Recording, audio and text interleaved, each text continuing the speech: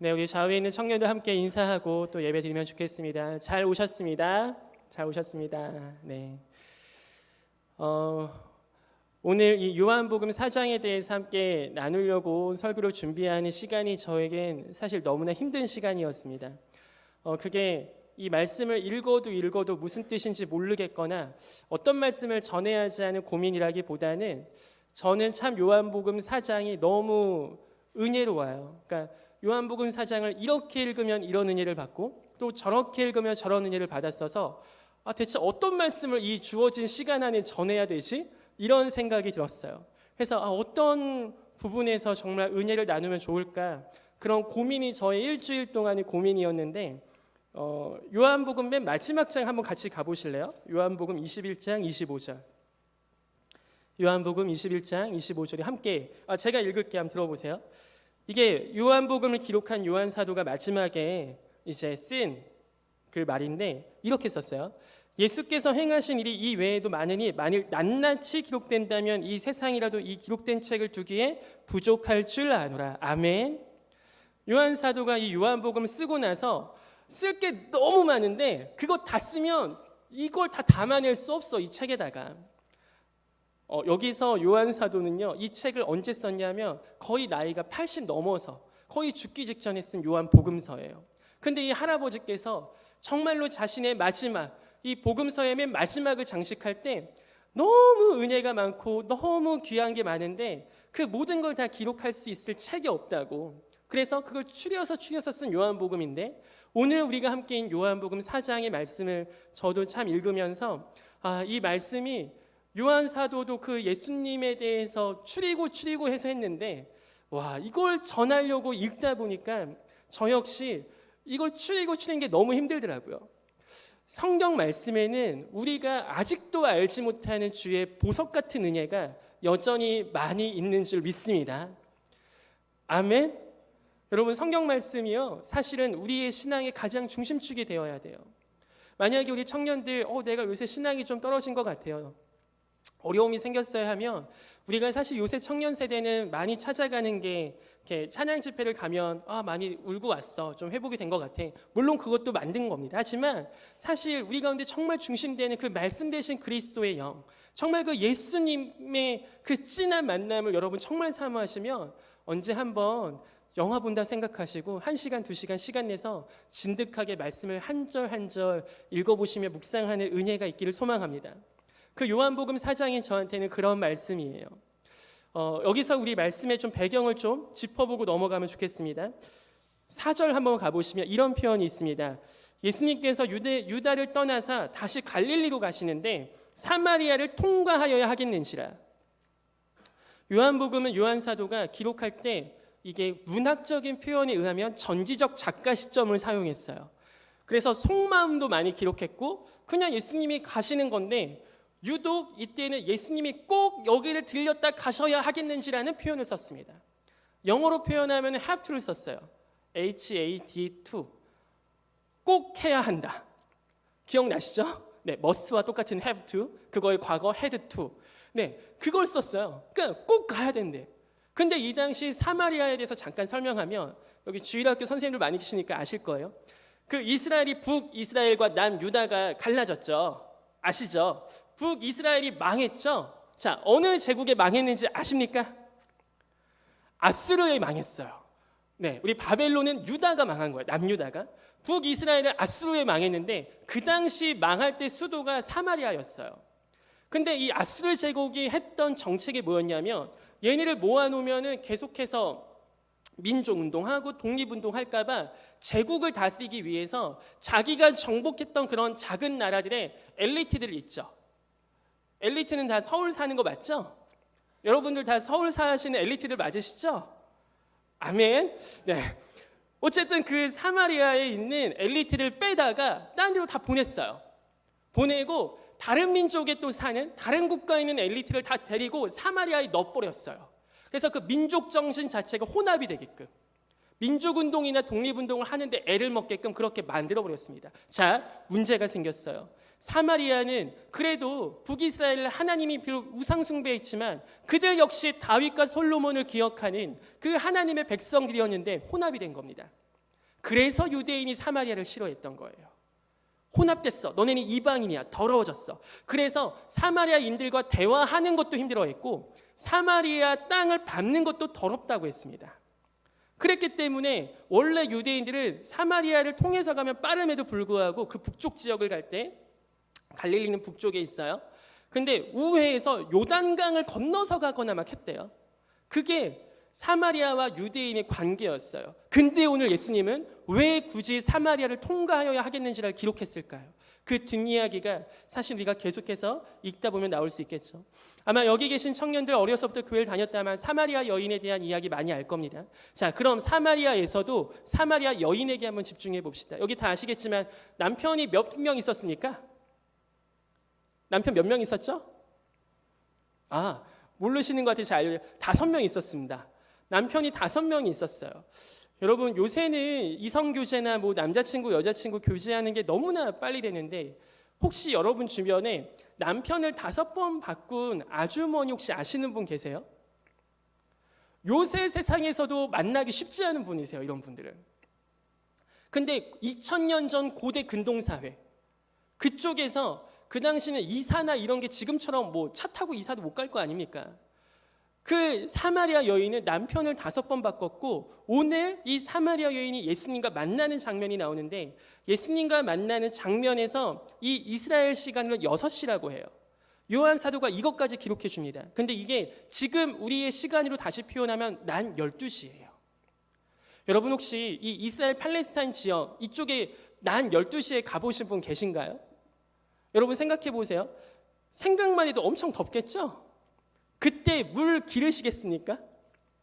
난 12시에 그리고 그 당시에 수도꼭지 없으니까 물 기를 때 완전히 길러야 될 거 아닙니까? 그럼 그 힘든 일을 왜 난 12시에 하겠어요? 보통 우물은 저녁에 모이거나 새벽 해가 아직 세지 않을 때 모여야 되는 거죠. 근데 이 왜 여인은 왜 굳이 난 12시에 왔겠습니까? 이 사마리아 여인 여러분이 사마리아 여인이라 생각해 보세요. 이렇게 얘기해 볼까요? 여러분 교회에서 남편을 5번 바꿨다고 생각해 봅시다. 여러분 그럼 이 교회 나오는 거 괜찮으십니까? 여기저기서 얘기하는 게 들리는 거죠. 우물가에 아주머니들 모여서 그 당시는 세탁기가 집에 없었기 때문에 그 귀한 물은 마시는 데 써먹었지 누가 그 귀한 물을 집에서 세탁을 했겠습니까? 그러니까 우물가에서 빨래하고 하는데 아줌마들 모여서 뭐 하겠어요? 예나 지금이나. 이러쿵 저러쿵 얘기하면은 누구 얘기하겠어요?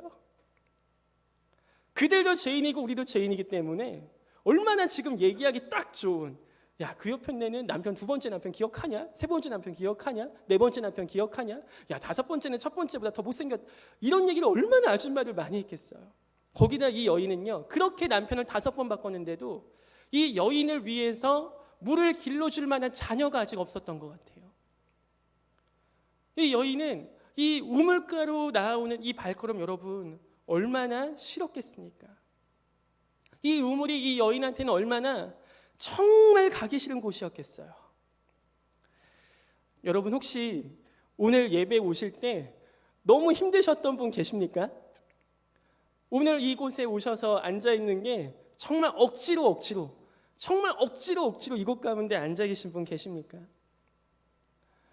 오늘 그분이 예수님을 뜨겁게 만나는 2019년판 사마리아 여인이 되시기를 간절히 기도합니다.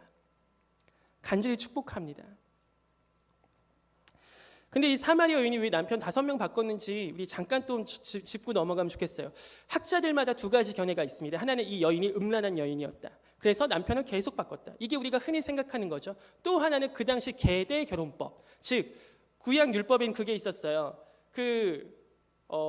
제가 저희 아내가 있는데 제가 만약에 아들을 못 남기고 죽으면 이 여인을 먹여 살릴 아들이 필요할 거 아닙니까? 그러니까 나 말고 내 동생, 내 남동생이나 남동생이 없으면 사촌이 없으면 가장 가까운 친척이 우리 아내에게 씨를 줘야 돼요. 그래서 그 아내가 아들을 낳을 수 있게끔, 그래서 그 아내가 할머니가 돼도 먹어 살 수 있게끔 하는 그 계대 결혼법이라는 게 있었는데 만약에 그런 경우 때문에 남편이 5명 바꿨을 거야.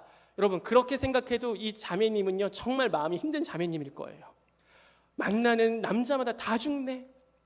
첫 번째든 두 번째든 이 자매님의 인생에는 이 남편이라는 이슈가 굉장히 힘든 거죠. 지금이야 우리 자매님들, 우리 여성들이 일을 할 수 있는 상황이었지만 이 당시에는 얼마나 힘들었냐면 과부는 초대교회 때도 구제의 첫 번째 대상이었어요. 구약율법에도 과부들을 위한 법이 존재했어요. 이 과부들을, 이 룻 같은 경우가 그런 경우죠. 먹을 게 없고 땅이 없으니까 어떤 주인이 땅을 추수할 때 거기 떨어진 이삭들을 주는 게 과부들한테 남겨준 거였어요. 그만큼 먹고 살 수 있는 상황이 아닌 겁니다.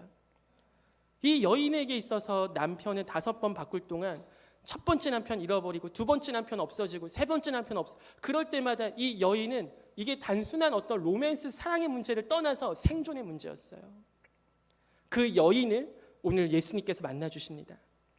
예수님이 오늘 만나주시는데 한번 6절 가보실까요? 6절 한번 들어보세요. 거기 또 야곱의 우물이 있더라. 예수께서 길 가시다가 피곤하여 우물 곁에 그대로 앉으시니 때가 6시쯤 되었더라. 사마리아 여자 한 사람이 물을 기르러 왔음에 예수께서 물을 좀 달라 하시니 이는 제자들이 먹을 것을 사러 그 동네에 들어갔음이로라. 9절 같이 읽어볼까요? 시작. 사마리아 여자가 이르되 당신은 유대인으로서 어찌하여 사마리아 여자인 나에게 물을 달라 하나이까 하니 이는 유대인이 사마리아인과 상종하지 아니함이로라. 아멘. 여기서 보면요, 사마리아 여인이 이 물동이를 메고서 내가 정말 난 12시에 땀을 삐질삐질 흘리면서 여기까지 왔는데 갑자기 유대인 남자가 딱 자기한테 말을 거는 겁니다. 여러분, 예수님 하나님이신 거 믿으십니까? 그러면은 물 피곤하시겠어요? 예수님이 지금 물을 만드신 분인데 그거 물 자기가 못 먹겠어요? 오병이어로 주실 수 있는 분인데 그 물 하나 못 먹겠냐고. 근데 왜 피곤한 행색을 하시고 그 우물 곁에서 사마리아 여자에게 찌질해 보이는 모습으로 왜 물을 달라고 합니까? 점점 더 예수님께서 사마리아로 가여야 하겠는지라 그 문구가 우리 마음 가운데 새겨지길 소망합니다. 왜 예수님이 우리에게 물을 달라 하시겠냐고. 예수님 모든 거 다 하실 수 있는 분이 왜 우리한테 같이 사역을 하자고 하시겠냐고. 왜 나의 멍에를 같이 매자고 하시겠냐고요. 예수님께서는요, 오늘 이 요한복음 4장에 걸쳐서 사마리아 여인 이 한 명과 대화를 계속 시도하세요. 근데 사마리아 여인이 첫 번째 얘기하죠. 당신은 유대인으로서 어찌하여 나에게 물을 달라 합니까? 그냥 물 하나 주면 되는데 사마리아 여인의 마음 상태는 지금 그런 상태가 아니에요. 왜 나에게 물 달라 합니까? 그렇게 해서 사실은 밀어내려고 하는 거죠. 근데 저희가 시간의 제한이 있어서 더 풀진 못하지만 어쨌든 사마리아 여인이 예수님과 대화를 하면서 처음에는 예수님을 유대인 남자로만 바라봅니다. 근데 그때 예수님께서 이 말씀을 하세요. 10절. 네가 만일 하나님의 선물과 또 네게 물 좀 달라는 이가 누구인 줄 알았더라면 네가 그에게 구하였을 것이요 그가 생수를 내게 주었으리라. 왜 물을 달라 하시니까? 예수님께서 생수를 주려고 마음 먹으신 거예요. 지금 예수님께서 지금 그 여인에게 물을 주고 싶기 때문에 물을 달라고 하십니다. 여러분에게 왜 시간을 헌신하라고 하실까요? 여러분에게 왜 예수님을 사랑하라고 하실까요? 여러분에게 왜 사역을 하라고 하실까요? 그것의 답은 어쩌면 너무나 명확해요. 예수님께서 그 모든 것을 우리에게 주고 싶기 때문입니다. 11절 무시하죠. 여자가 주여 물기를 그릇도 없고 이 물은 깊은데 어디서 당신이 그 생수를 얻겠사옵니까? 13절 예수님 이 물을 마시는 자마다 다시 목마르려니와 내가 주는 물을 마시는 자는 영원히 목마르지 아니하리니 내가 주는 물은 그 속에서 영생하도록 솟아나는 샘물이 되리라. 아멘. 예수님께서 이제 드디어 이 대박 완전 마법수를 이 여인에게 얘기합니다. 이 여인은 이제 이 물만 먹으면 다 해결돼요. 여인이 뭐라고 하냐면 15절 그런 물을 내게 주사 목마르지도 않고 또 여기 물 기르러 오지도 않게 없어서. 이 여인은 목마른 건 둘째치고 여기 오기 너무 싫은 거죠. 근데 그 목마르지 않은 물만 있으면 내가 여기는 다시 안 와도 돼. 내가 지금까지 불행하게 여기까지 왔고 내가 그 남들과 눈패하기 싫어서 만나기 싫어서 그 사마리아 마을에서 정말로 아무하고도 마음 붙이고 살지 않는 그 여인이 지금 이 시간 예수님께 요청하는 겁니다. 그거 물 주면 나 그거 마실게요. 그때 예수님께서요. 이때 예수님이 자, 애야 물 여기 있다 마셔. 목마르지 않지? 하면 얼마나 좋아요. 근데 예수님이 너무나 생뚱맞은 너의 남편을 데려오라고 하십니다. 이게요. 지금도 어쩌면 우리가 은혜를 구하죠. 주님 은혜를 주세요. 예배 때 은혜를 주세요. 우리가 주님을 만나게 해주세요. 그런 목마르지 않는 물을 나에게 주세요. 나에게 위로해 주세요. 내 마음을 알아주세요. 그런 주님의 은혜를 구하는데 어쩌면 오늘도 예수님께서는 사마리아 여인이 그동안 그토록 붙잡았던 남편 데려오라고 하신 것처럼 우리에게 너희의 남편을 데려오라고 말씀하시는 이 부담스러운 말씀을 저와 여러분에게 할 수도 있다고 생각합니다. 아니, 어쩌면 너무나 당연하게 이 남편을 데려오라고 하십니다. 그럼 왜 이번엔 예수님은 남편을 데려오라고 하시겠습니까? 오늘 사실 말씀을 준비하며 이 남편에 대해서 많이 생각해봤고 이 남편에 대해서 많이 돌아봤습니다. 여러분, 여러분에게는 이 남편이 어떤 남편입니까?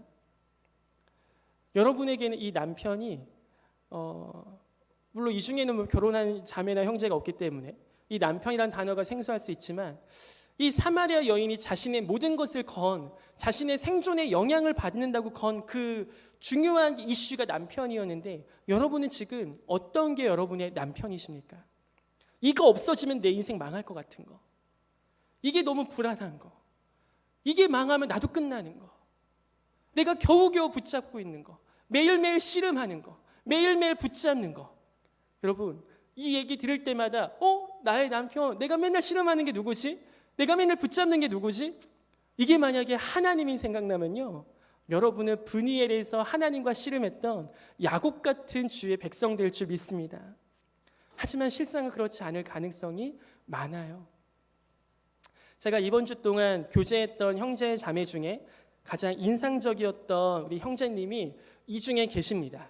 제가 실명을 거론하면 굉장히 기분이 나쁘실 수 있으니까 그분의 특징만 얘기하면 헤어스타일이 굉장히 독특하세요. 그리고 굉장히 멋있으세요. 남자다우시고. 그분하고 제가 이제 막 이런저런 얘기를 하는데 그분이 저한테 성경 구절을 딱 보내주셨어요. 그게 뭐냐면 야곱이 하나님과 씨름했던 그 장면에 쓰였던 영어 단어가 뭐냐? 레슬링이에요. 레슬링 할 때 그 레슬링. 근데 그게 그 형제님이 저한테 보여주시면서 그 형제님 지금 레슬링을 배우고 계시대요. 그래서 이 레슬이라는 단어가 저한테 너무나 생소하게 다가오고 너무나 신선하게 다가오는 거예요. 맞지? 야곱이 씨름을 어떻게 알았겠어? 주일학교 공과 시간이야 삿바차고 야곱과 하나님이 씨름하는 거 배웠는데 그 당시 씨름이 뭐였겠어? 레슬링처럼 하나님과 정말 붙들고 늘어진 거예요. 주님 아니면 나 망합니다. 하나님 나 여기서 버리시면 안 됩니다. 주님만 저 나 떠나시면 안 됩니다. 여러분 우리가 지금 붙잡고 있는 그거 뭘까요? 이거 떠나면 망할 것 같은 거, 이거 없어지면 내 인생의 존재가 무너질 것 같은 거, 그거 뭐세요? 그거 없어져도 오늘 예수님께서 그 남편을 사마리아 여인에게 데리고 오라고 하신 것처럼요, 오늘 예배를 통하여 그거 우리가 주님께 데려가는 은혜가 있기를 소망합니다. 이 여인에겐 고민이 시작됐을 거예요. 집에 사는 남자가 어쨌든 있으니까 남편만 데리고 오면 돼요? 그러면 내가 집에 가서 남자 데리고 올게요. 왜냐? 예수님 모를 거 아닙니까? 이 사마리아 여인 생각에는, 그러니까 남자 데리고 와서 얘가 제 남편입니다 하면 내가 마법의 물을 얻을 수 있다는 생각을 했을 텐데 여기서 사마리아 여인이 그 얘기합니다. 저 남편 없는데 어떡하죠? 이때 예수님께서 맞아, 너 남편 없지? 네가 남편 5 있었는데 지금 사는 남자는 네 남편 아니지? 너 거짓말하지 않았어. 너 맞는 말 했어. 이렇게 얘기하는 장면이 오늘 장면이에요. 점점 사마리아 여인은 예수님을 선지자로 여기고 나중에는 예수님을 메시아로 여기고 나중에는요 자기가 물동이를 갖고 와서 물동이에 물을 담아서 가야 되는데 물동이는 버려두고 가서 자기를 왕따시키고 자기 뒤에서 얘기하고 뒷담화하던 그 사람에게 가서요, 내가 메시아를 봤다, 내가 그리스도를 봤다, 내가 오신다고 하신 그분을 봤다, 내 있었던 모든 일 알잖아, 니네 알잖아, 그분이 내 삶을 아시는 거야, 내가 남편 5명 있던 것도 너네 알잖아, 근데 날 처음 본 그분이 그 얘기까지 하는 거야. 자기의 약점과 자기의 아픔과 자기가 그동안 숨기고 싶었던 모든 수치를 다 드러내면서까지 복음을 전해서요, 나중에 후반부에 가면 사마리아 사람들이 다 와서 예수 그리스도를 듣고 그분을 영접하는 장면이 이 요한복음 4장에 나와요. 예수님은요 이 당시에 가장 배척받고 거룩하지 않다 여겼고 더럽다고 얘기했던 사마리아 땅에 가서 거기서도 가장 더러워 보이고 비참해 보이는 그 여인을 만나 그 사마리아 마을을 변화시키십니다. 그게 저와 여러분 같은 우리의 공동체 가운데도 간절하게 일어나기를 소망하고 기도합니다. 저한테 남편이 뭐였을지 많이 생각해 봤습니다. 물론 여러 가지 게으름과 음란함과 나태함과 제가 붙잡고 있는 여러 가지 죄악도 죄악이겠지만 이번 주에는 참 많은 생각을 하게 됐던 시간인데 여러분 저 보시면 되게 열심히 살 것 같죠? 학창시절에도 공부를 그래도 막 놓고 살진 않았겠죠? 제가 왜 공부를 열심히 했나 생각을 해보니까요. 초등학교 들어가기 전 6살, 7살 때 제가 아마 제 어렸을 때 얘기를 전에 한번 했으니까 그때 하도 얘가 남자애가 너무 빌빌대니까 부모님께서 체육관을 보내셨어요. 태권도. 그래서 제가 품띠까지는 있습니다. 근데 그 태권도 가기가 너무 싫었어요. 왜냐? 대련이라는 걸 하잖아요. 그럼 난 6살 때부터 커서 7살 됐어. 7살이 됐는데도 6살짜리 애하고 대련이라고 해서 그 태권도 그걸 하거든요. 시합을. 이긴 적이 없어요. 저보다 1살 동생한테도. 여자애들한테도 이긴 적이 없어요. 겁이 많고 용기가 없어서 이거 삑삑 못해요. 재롱잔치 하죠. 그러면 격파당 하잖아요. 그럼 저 혼자 송판을 못 깨요. 무서워서. 하면은 가시 찔려서 아플까봐 못 깨요. 아야 하고서 울고 엄마 품에 가서 안기고. 그게 저의 태권도. 그러니까 엄마가 얼마나 힘드셨겠습니까? 저희 어머니가. 어머니와 아버지가 아직도 들려요. 6살에 저 자는 줄 알고 부모님께서 얘기하시는 거죠. 우리 은호 어떡하지? 얘 진짜 사내 구실이나 하겠어. 이런 얘기를 나누셨던 게 아직도 생생해요. 제가 초등학교 들어갈 때 부모님 정말 걱정하셨어요. 그 한숨을 쉬시고 했던 게 아직도 기억나요. 항상 부모님이 제 앞에서 저를 항상 걱정하시고 제 마음 가운데 얘가 학교 생활 적응 못하고 사회에서 적응 못할까 봐 늘 노심초사하셨어요. 근데 초등학교 1학년 때 받아쓰기를 했는데 제가 100점을 맞았습니다. 그 100점을 갖고 집에 가니까 부모님이 너무 행복해 하시는 거예요. 내가 지금까지 살아생전에 8년 동안 단 한 번 부모님을 기쁘게 했던 건 그때예요. 내 살 길이 이거구나. 내가 집에서 누나한테 치이고 오직 유일하게 인정받는 건 이 받아쓰기야. 그때부터요. 저한테는 공부가 생존의 모습이었어요. 공부를 안 할 수가 없었습니다. 왜냐? 공부 안 하면 난 도태되니까. 힘도 약해. 운동도 못해. 체육 시간에 뜀틀 있죠? 뜀틀 그 1, 2, 3, 4단. 4단까지밖에 못 넘었어요. 항상. 5단 되면 겁이 많아서 못 넘어요. 여자애들 막 뒤에서 놀리는 거야. 초등학교 6학년 때. 뜀틀에서 그 엉겨붙어서 울었던 그 남자의 그 아픔을 아십니까, 여러분? 그렇게 살던 저에게 유일하게 생존의 도구가, 유일하게 인정받을 수 있던 도구가, 유일하게 나의 자존심을 지켜주던 도구가, 유일하게 내가 인간 같은 인간으로 존재로서 여김받던 그 도구가 뭐였냐면 공부였어요. 친구들 사이에서 놀림받지 않으려고, 친구들 사이에서 인정받기 위해서 그렇게 그거 붙잡았던 겁니다. 집에서 착하게 살아야지, 공부해야지, 열심히 살아야지, 그런 착한 아이 컴플렉스로 살았습니다. 근데 예수님 만나고 나니까, 예수님의 복음을 듣고 나니까, 예수님이 어떤 분인지 알고 나니까 그 모든 게 다 없어져도 상관없는 거죠. 내가 아무리 겁이 많고, 내가 아무리 용기가 없고, 내가 아무리 사회에서 적응을 못하고, 내가 생각했던 그것들이 다 없어져도 하나님은 그것 때문이라도 날 못 떠나시는 거예요. 하나님은 그것 때문이라도 날 붙잡을 수밖에 없던 거예요. 저와 여러분은 그 어떤 남편도 소중하지 않습니다. 사실은 진짜 중요한 건 여기서 예수님은 우리의 진짜 남편이 되어주세요. 예수님은 우리의 진짜 남편이 되어주시는 거예요. 여러분 구약을 보세요. 구약에 있는 우물이 어떤 장소였냐면 아브라함의 종이 이삭의 아내감을 만났던 장소가 우물이었습니다. 야곱 역시 자신의 아내였던 라헬을 만났던 곳이 우물이었어요. 모세 역시 자신의 아내를 만났던 곳이 우물이었어요. 이 신약에서는 우물이 여기서만 나오는데 이 우물에서 예수님이 이 사마리아 여인을 만나 주십니다. 마치 이 장면은 구약부터 쭉 흘러오는 장면이라면 남편과 아내, 이 신랑과 신부가 처음 만나는 장면의 장소로 오늘 우물이 나오고 있어요. 요한복음 3장에 세요한이 고백이 나옵니다. 신랑이 신부를 취하지만 신랑의 친구가 그 음성을 듣고 더 기뻐한다고. 그 뒤에 요한복음 4장이 나오는 거예요. 예수님께서 사마리아 여인을 우물에서 만나주시고 남편이라는 이슈를 드시고 얘기하시는 거죠. 진짜 너의 남편이 누구이냐? 너희가 남편이라고 알고 남편이라고 생각했던 그거 갖고 와봐. 내가 너의 진짜 남편이란다. 내가 너의 생존 붙잡는단다. 하늘에 계신 너희 아버지께 구해라. 무엇을 먹을까 입을까 그건 이방인이 구하는 거야. 하늘에 계신 아버지가 다 안 되니까. 봐봐, 공중에 나는 새 봐라. 까마귀 생각해봐라. 들에 핀 백합화를 생각해봐라. 쟤는 심지도 않고 거두지도 않지 않냐. 근데 하나님께서 이미 다 먹여 살리냐. 하물며 너일까 보냐. 하나님의 아들까지 주신 너인데 왜 안 주시겠냐고요. 그게 예수님께서 오늘 남편을 데려오라고 하시는 사마리아 여인에게 말씀하시는 그 말씀이에요. 2000년 전 우리가 기념하는 성탄절, 이 그리스도께서 아기 모습으로 구유에 오시고 구유에 누이신 그 아기 예수님께서 이 땅에 오셨습니다. 이따가 오후 예배 때 보면 또 우리 부서별로 성탄절 발표하시죠? 제가 어제 그 리더 모임 막 끝나고 막 이것저것 하다가 한 6시 넘어선가? 주차장에 딱 갔는데 문이 펑 열리는 거예요. 깜짝 놀랐어요. 자, 권사님이신가? 이제 봤는데 그 너무나 아리따운 우리 진주 자매가 피클 국물을 밖에다 이제 얘기하면 관리 혼나실라나? 아무튼 아무튼 화단인가 뭐 버렸어요.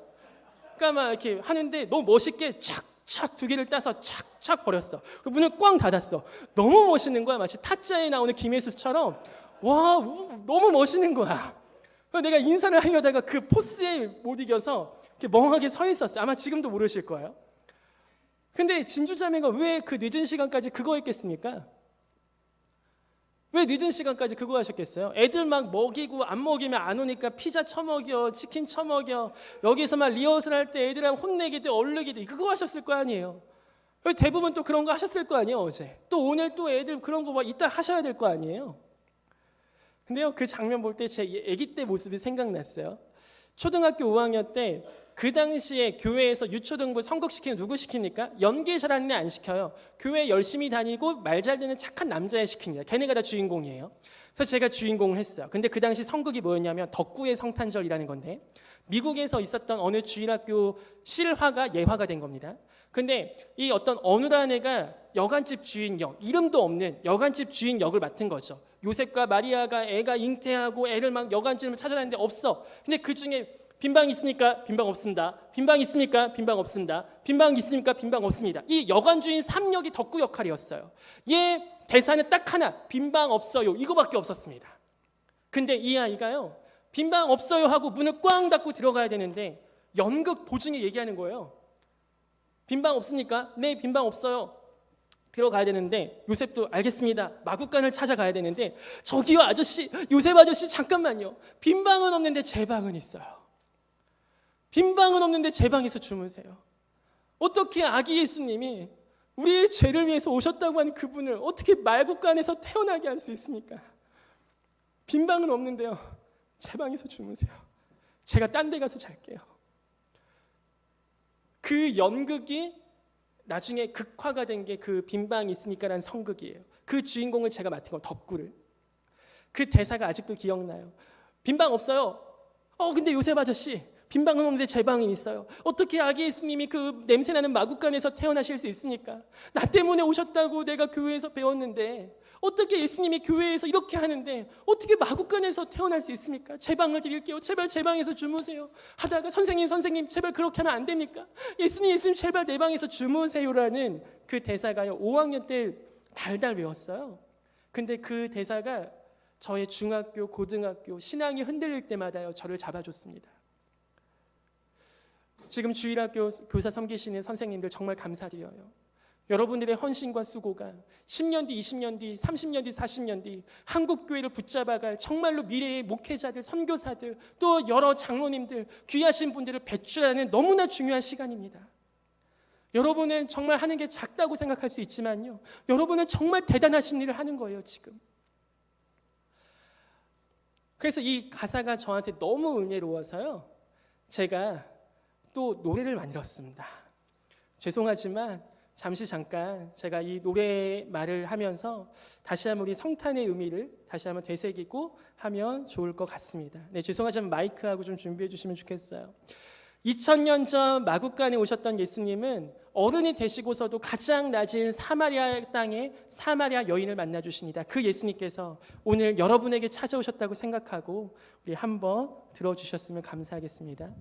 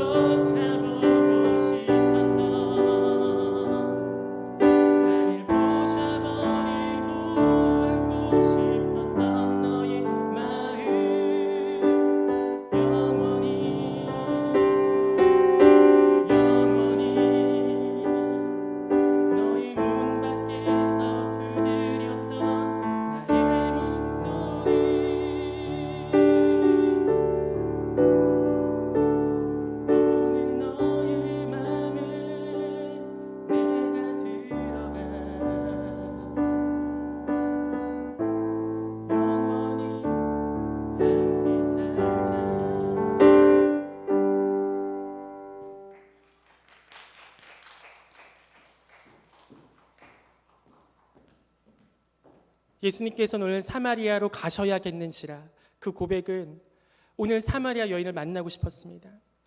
남편을 5번 바꿨고 생존의 문제를 남편에만 걸고 있던 그 여인에게 찾아오신 예수님께서는 참 생명 되시고 참 진리 되시고 참 남편이 누구인지를 그 여인에게 알려주셨습니다. 그리고 남편을 데려오라고 하십니다.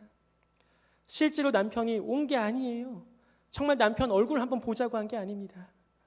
여러분, 우리가 오늘 우리 마음 가운데 정말 다른 것으로 만족되는 것이 아니라 그 예수 그리스도께 우리의 마음의 문을 열고 그 예수님 앞에 우리의 마음을 비며 나아갈 때 사마리아에서 그 여인을 만나주신 예수님께서 오늘 우리 모든 청년들을 만나주실 줄 믿습니다.